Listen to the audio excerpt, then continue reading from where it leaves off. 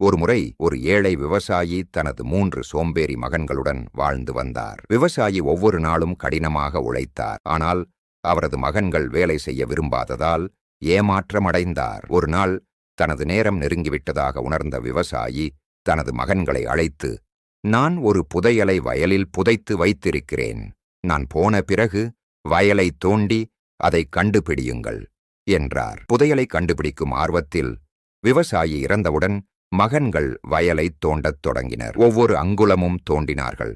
ஆனால் தங்கமோ நகைகளோ கிடைக்கவில்லை. இருப்பினும் புதிதாக உழவு செய்யப்பட்ட மண் வளமாக மாறியது. அவர்கள் விரக்தியில் விதைகளை விதைத்தனர். மாதங்களுக்குப் பிறகு பயிர்கள் ஏராளமாக வளர்ந்தன. அவர்களுக்கு செல்வத்தை கொண்டு வந்தன. அப்போதுதான் மகன்கள் தங்கள் தந்தை விட்டுச் சென்ற உண்மையான பொக்கிஷத்தை உணர்ந்தார்கள்.